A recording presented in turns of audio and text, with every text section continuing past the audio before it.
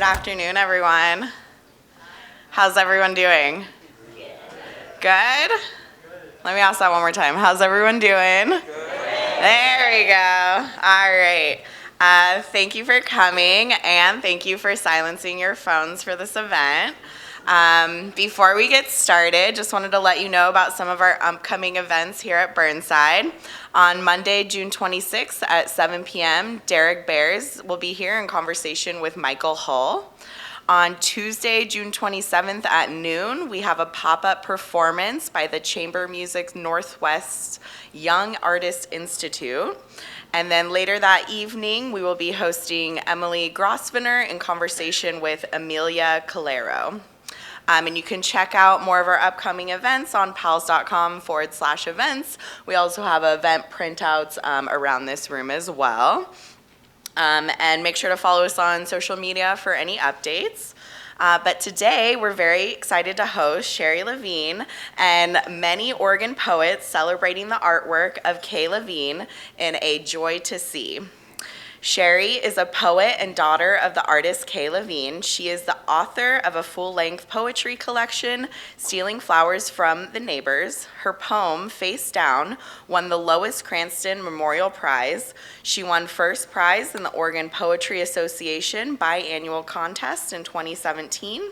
Her work has been published in Prairie Schooner, the Timberline Review, Calyx, Driftwood Press, Poet Lore, The Opiate, and many, many more. Sherri is the creator and host of the Head for the Hills, a poetry series and open mic sponsored by the Hillsdale Library that now takes place virtually. Sherri's mother, Kay, began painting at a young age and studied art at the Arts Student League and Woodstock School of Art. Her mentor, Hongyan Zong, described her as a master colorist. Kay was also an educator teaching art to children and literacy to adults, seniors, and prisoners in maximum security prisons such as Sing Sing. A Joy to See is a tribute from a poet daughter to an artist mother. Sherri has asked 27 prominent poets to commemorate her mother's artwork by writing the Ekphrastic poems in this new collection. Sherri will be joined at today's event by A Joy to See contributing poets, John C. Morrison, Pauline Peterson, Andrea Hollander, Lex Runciman, Anne Farley, Dale Champlin, Willa Schneeberg, Fran Payne Adler, Leanne Grable, Sean Aveningo Saunders, Emmett Wheatfell, Lois Rosen, Jennifer Dorner, Norma Edith Heiser, Patty Palmer Baker, Mark Jansen, Penelope Scambly Schott, and of course herself, Sherri Levine, will be reading as well. And there will be a signing afterwards. Books can be purchased downstairs in the green or orange rooms. Now please give a warm welcome to Sherri Levine and all the Oregon poets celebrating the artwork of Kay Levine in A Joy to See.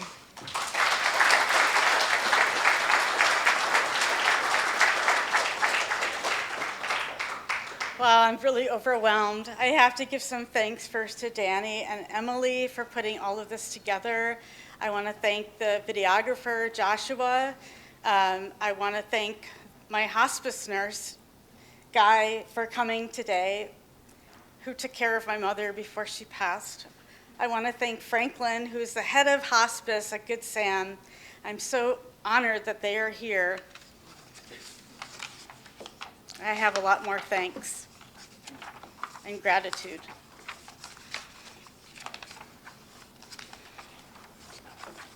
Sorry, I'm a little bit nervous. First, I want to thank the poets who graciously and generously wrote these ekphrastic poems. I have a story behind that I'll share with you. To the supportive and loving poetry community, Danny mentioned Head for the Hills, which I started 5 years ago, and most of the poets who will read today were read for Head for the Hills. To Anne Farley, for her close attention to detail in proofreading this manuscript.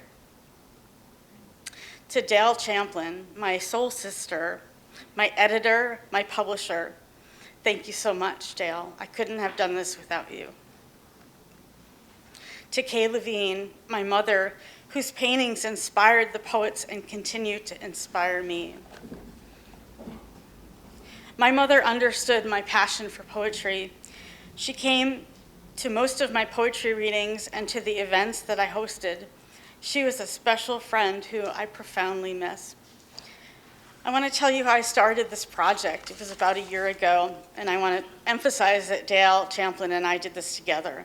This was a really difficult project. So after my mother passed, there's a gallery in my neighborhood who sold my mother's cards, and they looked like this.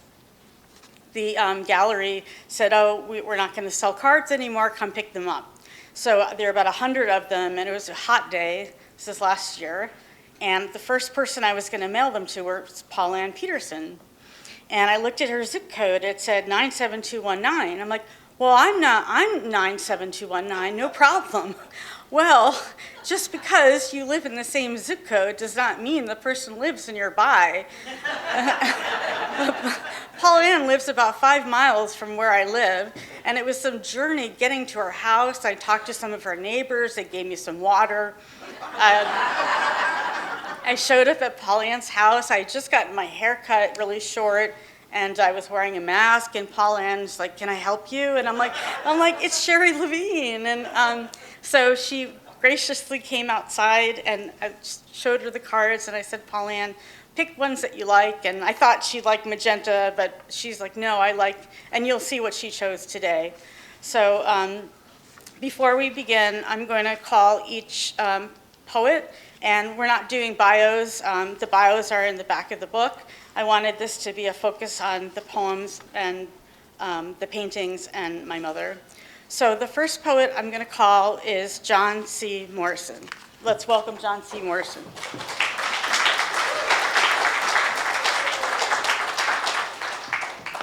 It is great to be here.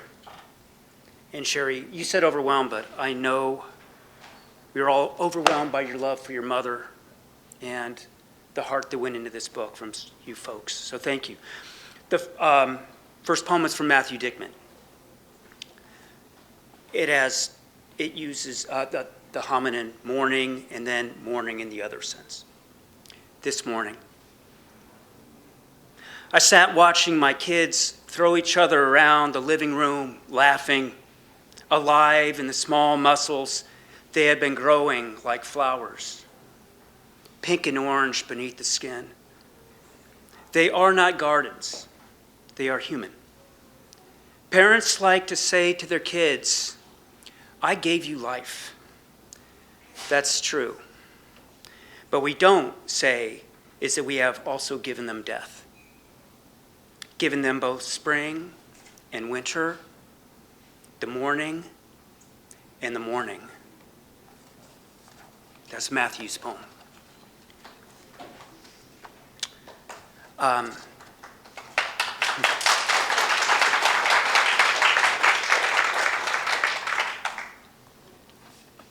My assignment came in the mail while I was back east, actually seeing museums and such. So it seemed natural that I correspond with Kay in letter fashion. Dear Kay, your card arrived while I was upstairs in the museum to study Prussian blue, zinc white, vermilion, chrome yellow, and see how the pigments of a new palette opens like a calyx. Your work converses with both angel and color merchant. I stared to see what was under. Indigo seed, chartreuse seed, ghost seed asleep in the earth, a root, and above, nested in shades of lavender, fruit and tangle reach upward. You're insistent. An ember is behind each work, like a flower behind the breastbone. How there is only lush vibrancy until we have none. A wasp could land any moment amid the abundance where the white prairie baptisia, the sunflower, reach to the light. Thank you.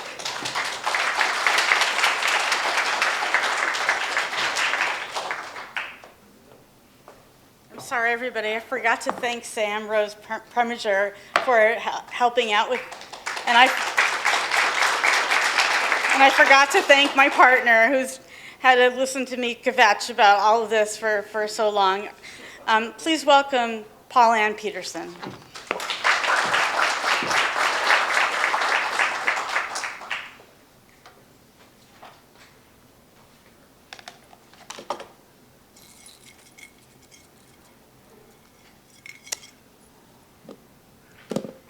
It's not going to go up any higher, I guess.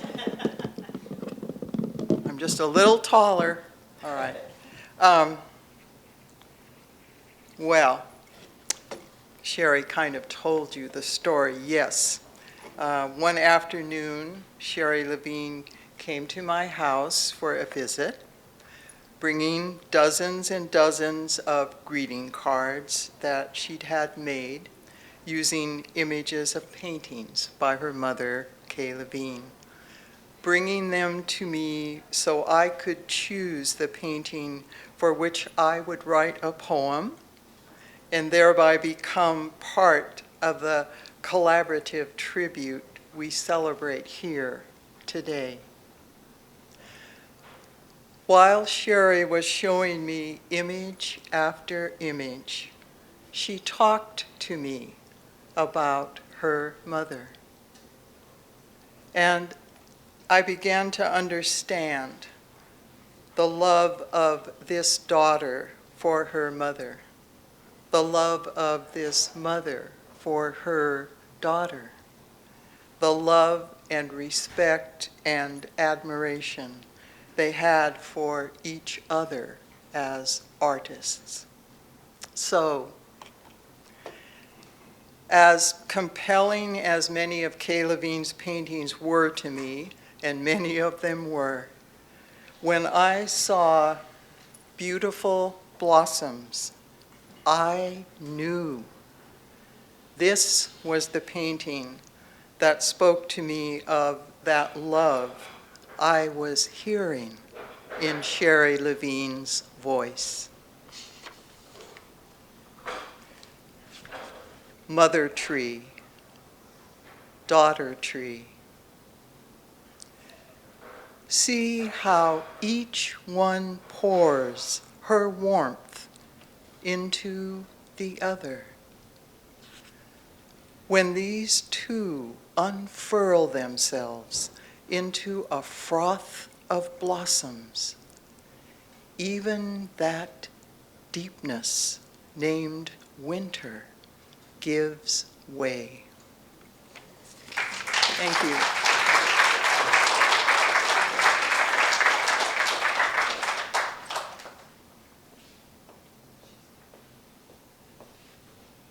Thank you, Paul Ann. It was beautiful. Mom, are you hearing this?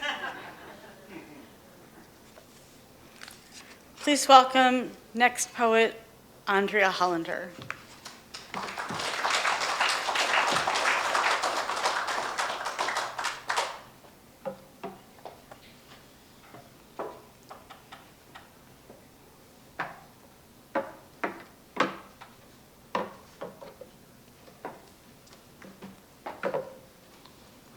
Okay, that was hard. If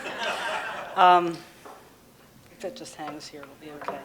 But I'll need your help when I come back down. Okay. Oh, Sherri, I'm so moved. I'm so moved. I was moved when I saw the cards that were left by the time you got to me.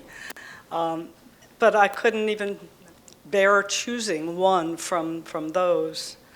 And then I had the great joy of choosing the poem you're looking at up there, which I didn't realize had a name, or I might have named my poem differently, but her painting is called Rose Trio, and I spent so much time, living with the painting, and of course I say 3 pink roses. Well, that isn't much different, is it? I think about the way translations from one language to another use different words, but they mean somewhat the same thing. Although Rose Trio, to me, the word trio sounds like music. It says 3 people are going to sing. So I didn't know that, but I hope that this poem gives you a sense of song. Thank you, Kay Levine, for being such a wonderful painter with such a wonderful daughter. 3 pink roses. Out in the garden, they were simply roses among roses. But here in the house, they linger together in a glass pitcher, placed in the exact center of a small, round, nonchalant table, accustomed to minding only its own drab business in the far corner of the room. Wide enough to hide the old pitcher's chipped spout, their blooms transform the dull yellow wall to blazing gold. Thank you.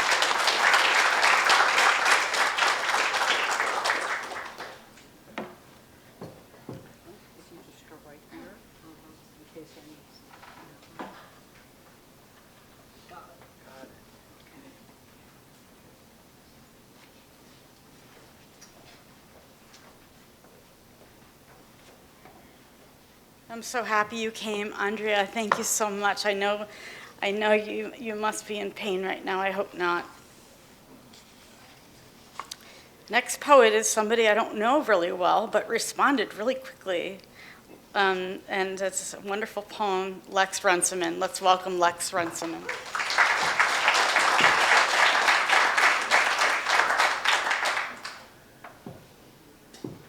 I'm taller than I've ever been. So I'm reading Francis's poem first, yes. Francis Opelia. Whatever the eventual outcome, a poem about a painting results from that collaboration between visual artist and the response of the writer. In Francis Opelia's poem, it's the colors that make the first impression, that and the majesty of 2 trees. It's called Everlasting. You, golden goddess, descend from gray granite mountains on words of wind, beckon the last warmth of autumn. Arrowhead leaves swirl and dance amid shamanic dreams, layers of amber, bronze, clay, evergreen spirals, sandstone afternoons. You welcome the voices of children who emerge as poets and wade into oceans of streams.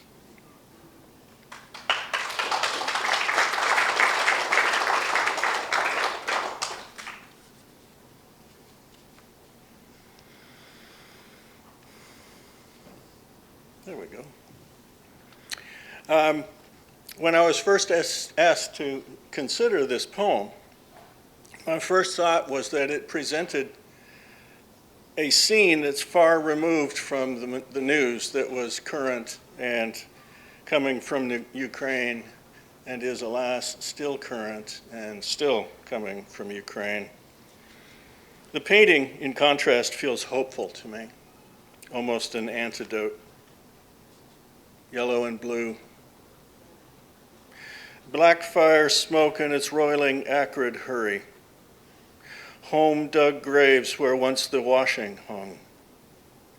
A child's face, silent eyes that merely look at you, blink, eyes beyond crying. Snow falling says cold, does not say beautiful. And yet, that child will remember summer's trees lush with color, sturdy trees to climb in, trunks brown gray, and the canopies all green and cross-hatching. Small wind, blur and yellow under sky mostly blue. And one day, the child grown will find a place to rest on a grassy meadow bed, to lean back, head in laced hands, and breathe deep, close eyes, doze, wake, look up, and wonder.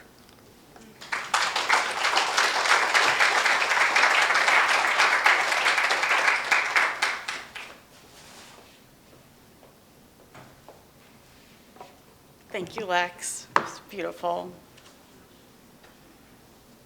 Our next poet, I'm pleased to welcome Anne Farley, my good friend.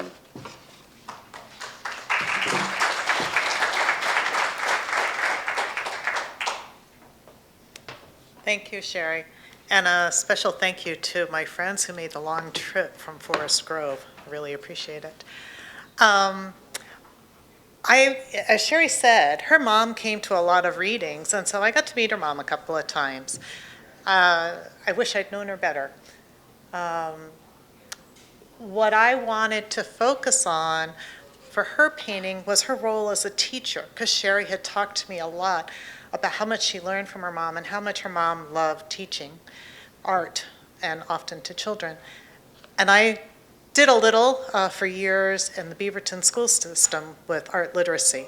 And we tried to engage kids in the art, rather than saying, do you like it, because they always have an opinion. We tried to ask questions that got them engaged in it. And one of them was, if you could be in this painting, where would you be? What would you be doing? Not as a good and bad, but how do you feel in it? So, if you could be in this painting, would you reach and smooth blossoms with fingertips? Rearrange. Lean in, press cheek to petals, breathe deeply of pink and green. Would you shrink to curl and curve, tuck in shadow, slip stem, sleep on a leaf? Or smaller yet, would you be pigment afloat in oily sheen, cobalt blue, vermilion, ochre, indigo, red madder, lead white, mixed and layered to suggest line, shape, shadow?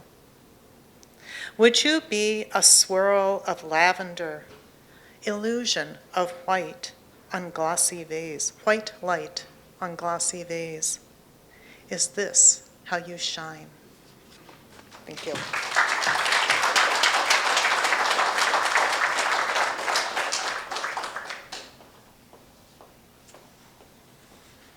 So for our next poem, we got a different PowerPoint person, and it's Dale Champlin. I'd like to introduce, and unfortunately her slide isn't here. Not that she didn't do the PowerPoint, no. And my name is not on the book, if you've noticed that too. So on page 17, if you have the book, please look. Please welcome Dale Champlin.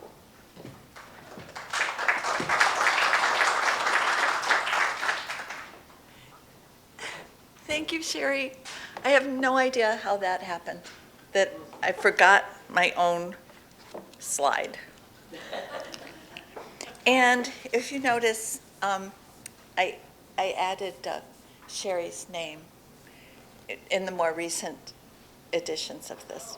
So, and it says, Orchestrated by Sherri Levine, because it was an orchestra.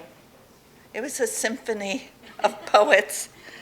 And here's the poem that you don't see in a slide.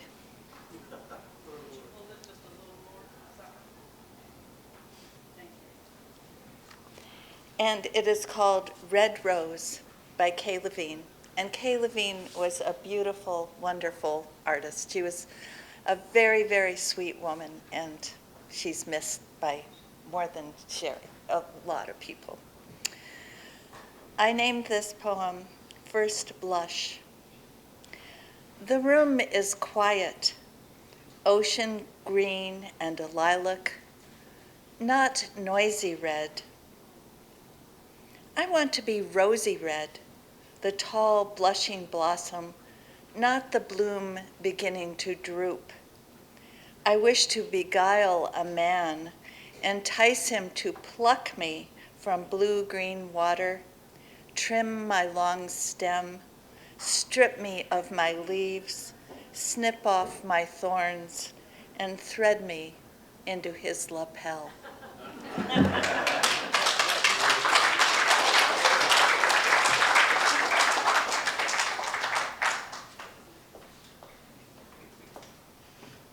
Thank you, Dale.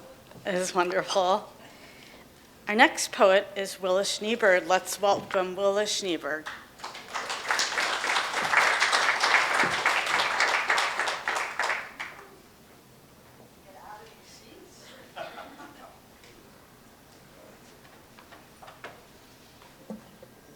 I know we can't make this any higher, but I have a pretty loud voice. Can you hear me back there? Yeah, okay.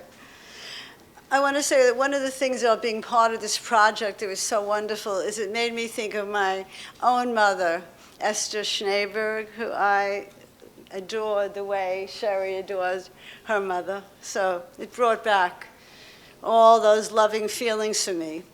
Shana Tova, for those who may not know about the High Holy Days in Jewish tradition, it's basically you're wishing people a happy new year of the Jewish New Year.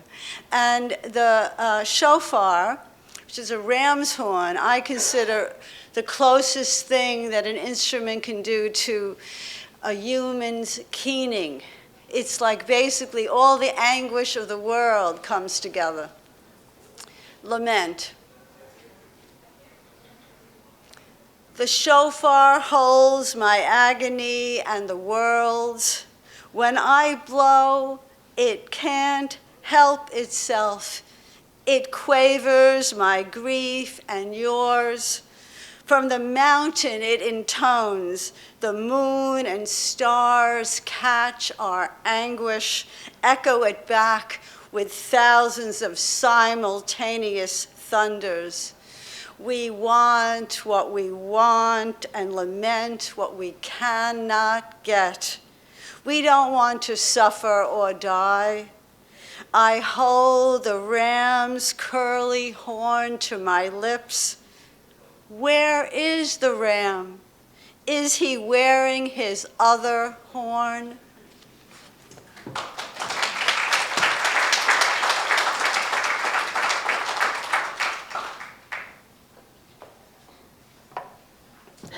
Thank you so much, Willa. My mom was Orthodox, and she made that card for a synagogue. My next poet I would love to introduce is Frances Payne Adler. Welcome, Frances.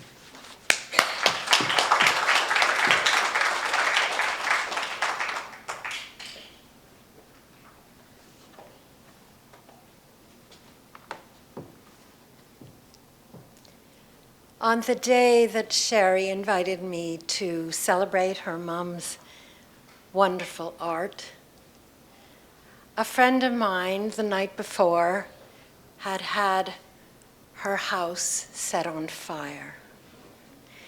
And that was the same week, if you may remember, that the Muslim Community Center and a synagogue downtown were charred.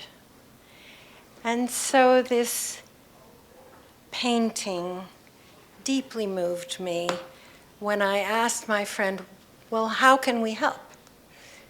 What do you need?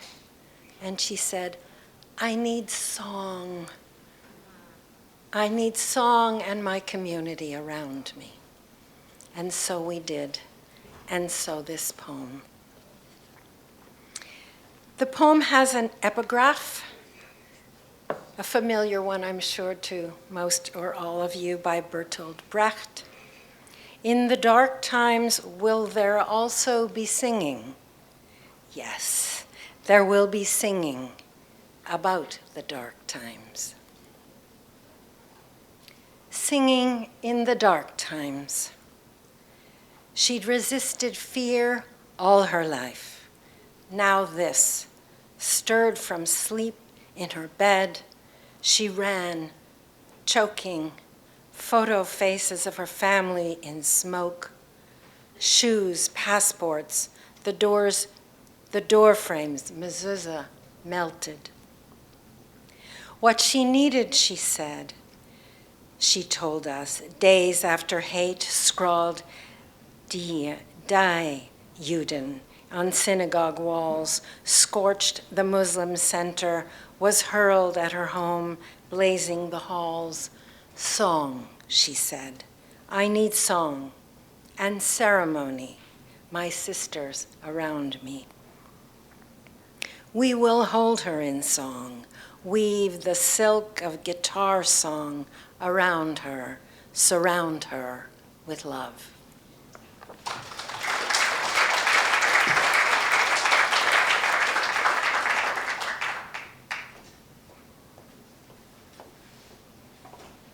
Thank you so much, Fran. It was so powerful.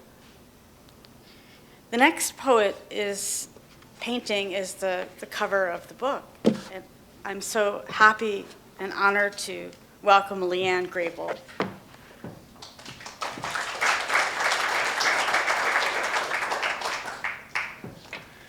Hello, I'm so happy to be part of this. My dress is sticking to me. I consider my poem to be a political poem, actually, now that I think about it. So this is kind of the Jewish and the political section of the reading. There is one term, tefillin, which, and I'm not an expert, but they're little leather boxes that Orthodox Jews wrap around their arms in the morning for ritual. And my father left an Orthodox situation in New York and moved to California to rebel, but he did bring his tefillin. Anyway, my poem is called The Meadow and the Revolution. Camus said a day would come when revolutions would have need of beauty. Is it today? Will it be enough? I could gather this soft meadow, these cone flowers and their spectral friends into my boxes like tefillin. And I could wrap the straps around my biceps, around my forehead, and feel the large power of soft beauty. Beyond the smooth of the pinks, beyond the small globes of fertility, these flowers could heal us. We could eat them, and then a burst of lobelia would shame our spilled blood.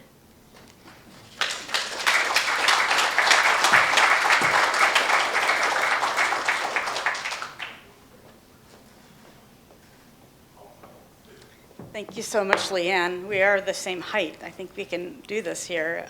Thank you. It's beautiful.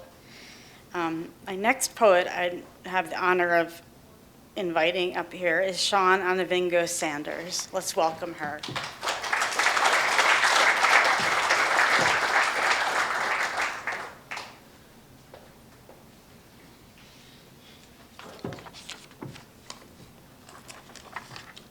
This is a beautiful book.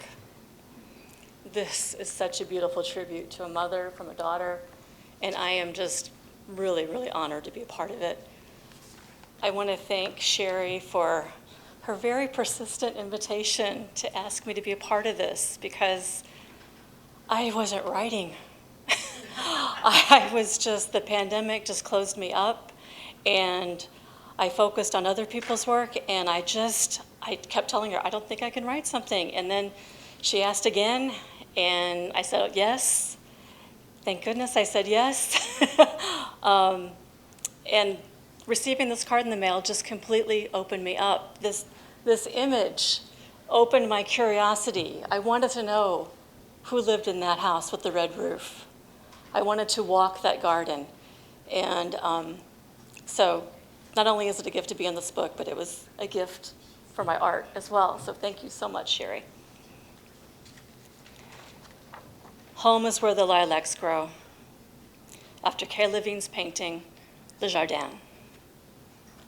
What I remember most is her hospitality, how there was always room for one more at the table, how that red roof was a beacon, all are welcome here, how she loved to cook, to feed friends and strangers alike.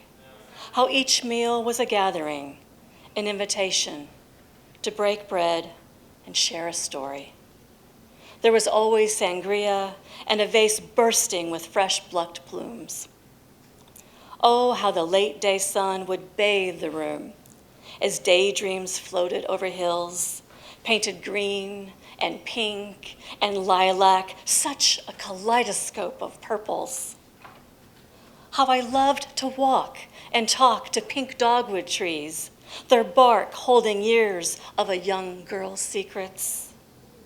For me, home will always be an old house in the hills, a long weathered wood plank table in the kitchen, and Priscilla curtain windows open wide to a garden surrounded by a field of lilac trees.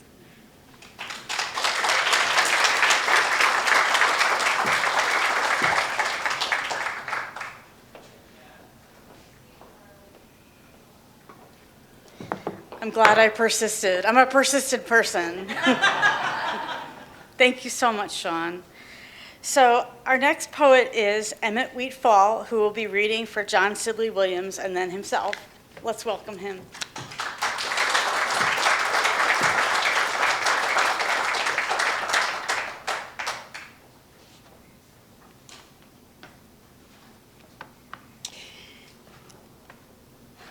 Good afternoon. I want to say to Sherri, thank you so much for inviting me to honor your mother and to read with this illustrious collection of some of Oregon's finest poets.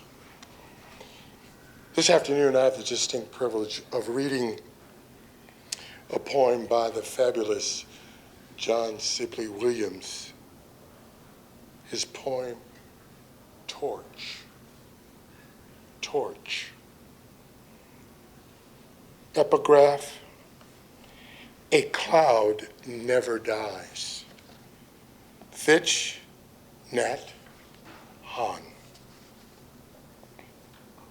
Like a talisman, like a lost heaven still breathing the stars, her wild yellow flame reaches through our shared dark toward these never-dying clouds that just keep adopting the faces of those we cannot stop loving. It's been too long called sacrifice, grief. That there is hope within such a smudge canvas, such a deeply textured absence, suggests you are still here. Mom, in this shorn light, this bruised bird's cry, when enough ash, enough yes, I am convinced I can rebuild in me your enduring fire and all its necessary shadows. Torch.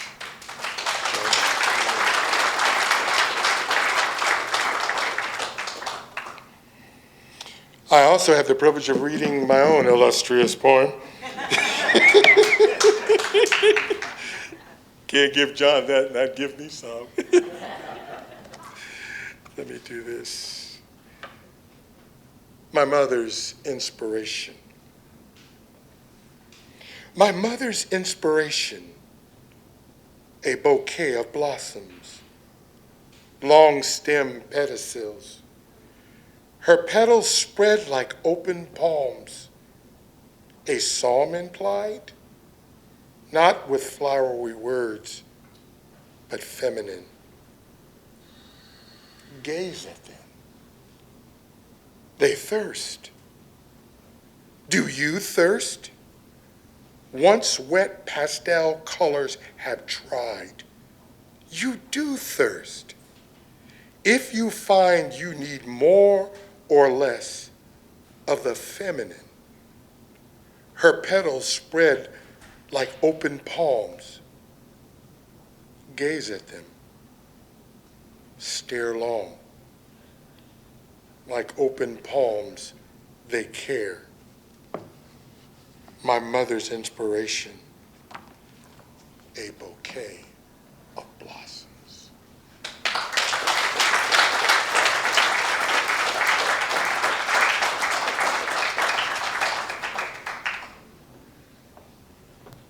Wow, how lucky we are. Thank you, Emmett. Our next poet came all the way from Salem and is a very good friend of mine, Lois Rosen. Let's welcome her.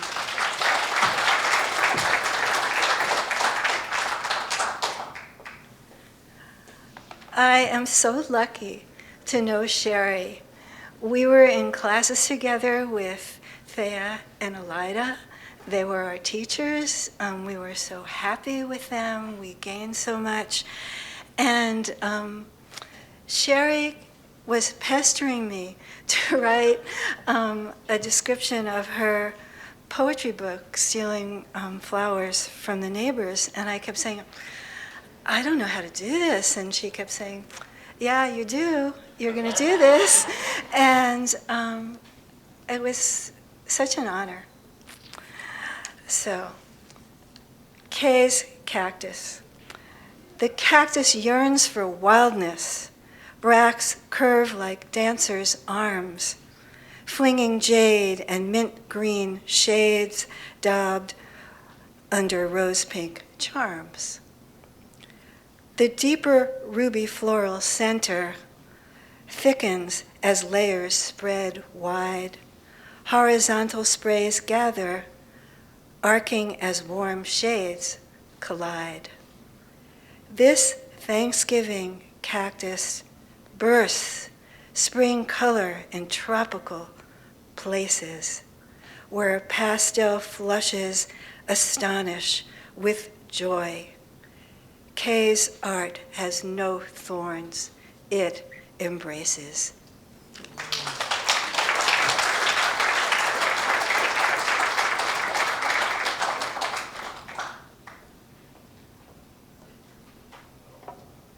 Thank you so much, Lois. Our next poet is Jennifer Dorner. Let's welcome Jennifer.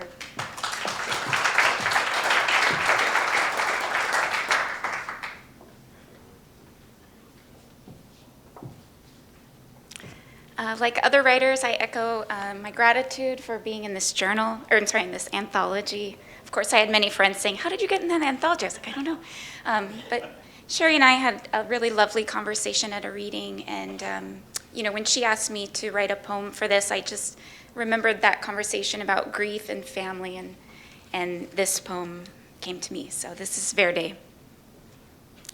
Two branches intersect in a glass, then lean into their separate flourish of blossom, like family, cut stems, separate destinies, an off-center base, some petals falling off, but most of them lifting out into full expression, extending from the baseline, that shared point of overlap. Thanks.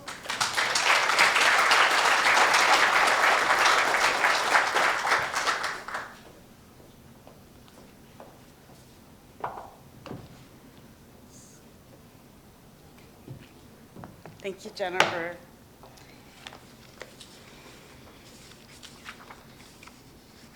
Our next poet, an amazing woman, came all the way here. Norma, are you ready? Norma Edith Heiser. Let's welcome her.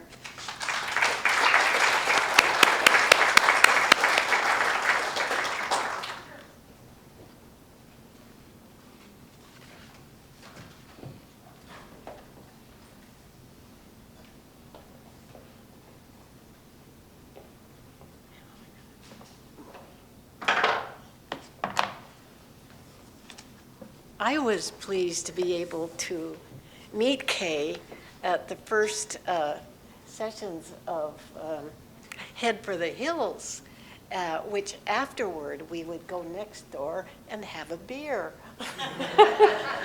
It was a lot of fun. Okay, this is Still Life Beside the Window by Kay, and this poem is called Still Life Forever. Amber wine bottle attracts viewer with brushfuls of golden yellow luster melting down its sexy shoulder through a stomach punch from a squatty blue vase, pregnant with flowers, violet lilacs or pink dahlias. Colors of weight give objects their place. Brown, brushy black, a river of shadow for a life of stillness. White confetti tossed all over the place, assuring daylight forever. Potato, 2 fruits, back to the amber bottle. Viewer imagines a tempting exit through the glassy blue window into the prettiest backyard in the neighborhood. Viewer will never know for sure because this life is still, realizing her live thirst for just one small glass of Chardonnay.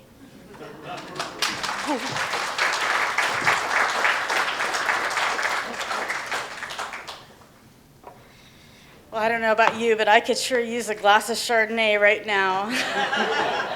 Thank you so much, Norma. I'm so glad you got a chance to meet my mom. Our next poet is a dear friend of mine. I'm so honored to introduce Patty Palmer Baker.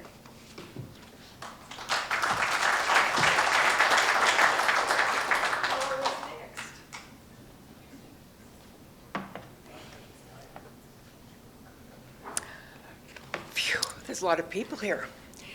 I'll try not to be nervous. I'm going to say what other people have said, that it's such an honor to be included in this anthology. And what a beautiful anthology. And I think it might be a good idea to put our hands together and clap for Sherri for bringing this together. Yay, Sherri!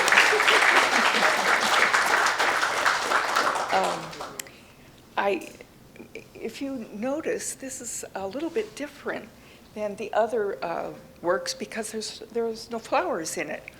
But somehow I got a flower in the poem. Now, Sherri and I have been friends for a couple years now, and we quickly discovered that we shared this deep love for our mothers, and that we have grief going on, and I guess forever. And we both decided that we can barely write a poem without putting our mothers in it. And of course, my mother is in this poem. And when I looked at that little girl, it made me think of myself, not that she looks like me, but maybe sort of like the little girl I carry around inside that sort of is looking for my mother. And it's called Hearts of Flower. She is 9. She twists toward the wall where an image of her heart, a pansy heart, flares violet like the ones circling the white birch in the front yard. A heart that yearns for her mother's heart, a magnolia. Those creamy white flowers, ones her mother gilds and winds through the banister at Christmas time. In that plank time flash, she sees her mother dying. Her hair, not ivory like the magnolias, but white, white as clouds billowing in gray skies, the color of her sad, soaked eyes.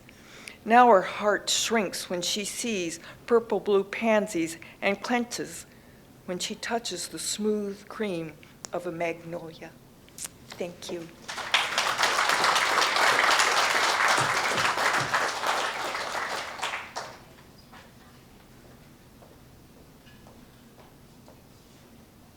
Thank you, Patty. Thank you for being such a wonderful friend. Our next poet came all the way from Salem. Let's welcome Mark Jansen.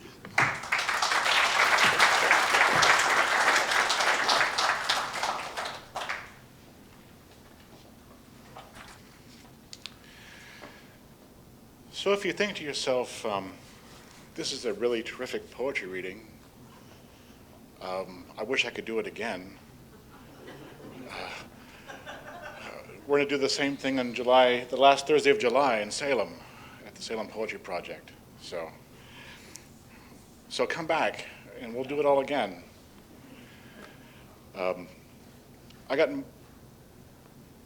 my Calm Before the Storm was the painting I got, and I printed it out in color, and I work in the Barbara Roberts building in downtown Salem for the Oregon Health Authority, and so I put it in my cube. But the Barbara Roberts building is very different now. I work on a floor that used to have about 500 people on it, and now we have about, well, less than 15. And it's a building of cubes. It's a little bit like working at Pompeii.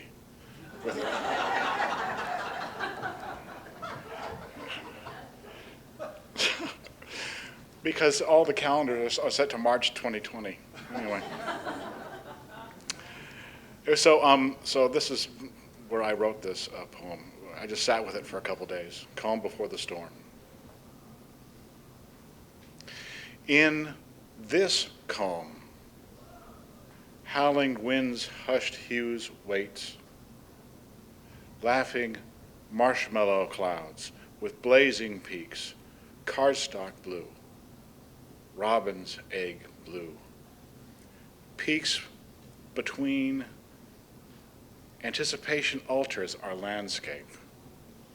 Palette knife snicker flies between colors. Sepia waters reflections will fade. A blush of words flies from unheard branches. Meanings from brushes cry like shredded leaves. Distant sky, black-bottomed boats and Greek fire.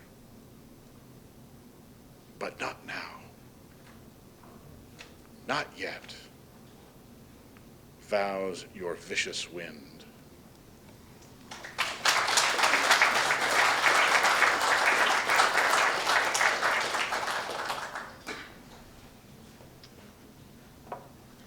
Thank you so much, Mark. Well, this is our last poet before I read. A really dear friend of mine, Penelope Scambly-Schott. Please welcome her.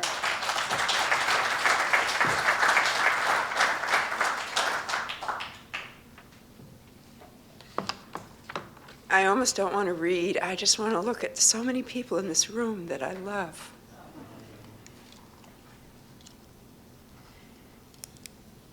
Well, I only got one picture.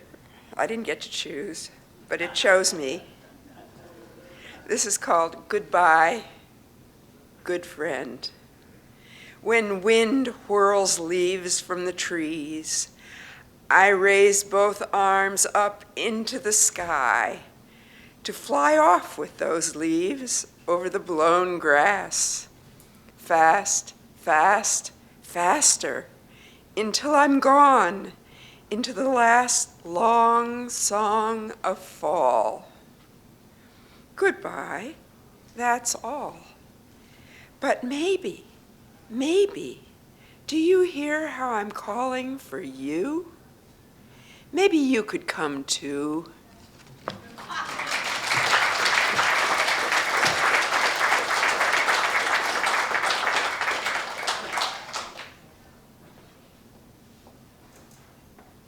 Thank you so much, Penelope. I just want to talk a little bit before I read my poem. When I was a little girl and my mom was so busy painting, I told her, I said, Mom, someday I'm going to make you known. And she's like, oh, you know, she was too busy painting to make herself known. And I did it. I did it. Thanks to you. And also, I'd like to say that when my mom was failing and living in her condo, Guy Kiplinger, who was our hospice nurse. I had no experience with hospice, and Guy was just amazing. I'd like to give a thanks to him.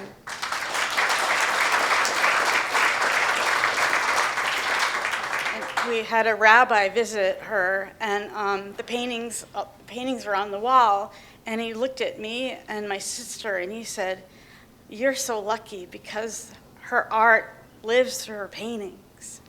And so, Mom, I love you so much, and I know you're here right now with all your friends on the shelves. Stealing flowers from the neighbors.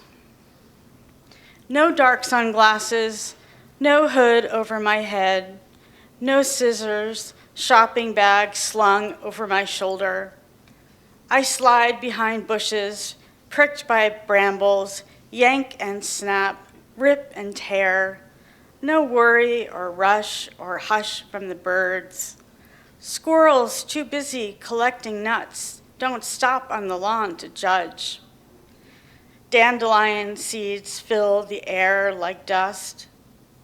A silent sneeze, a cough caught in my throat.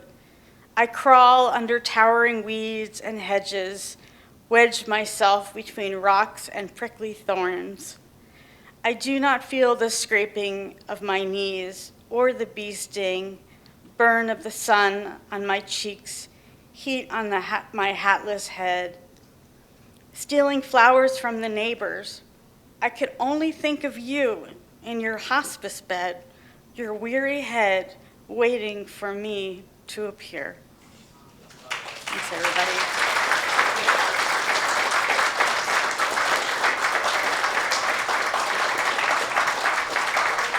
These are the flowers. Aren't they so beautiful? Hopefully my neighbors didn't know. Anyway, I don't know. Everybody, thank you so much. Thank you to the readers. Thank you to the audience. Thank you, everybody, for all your help. Thank you, Sam. I love everybody.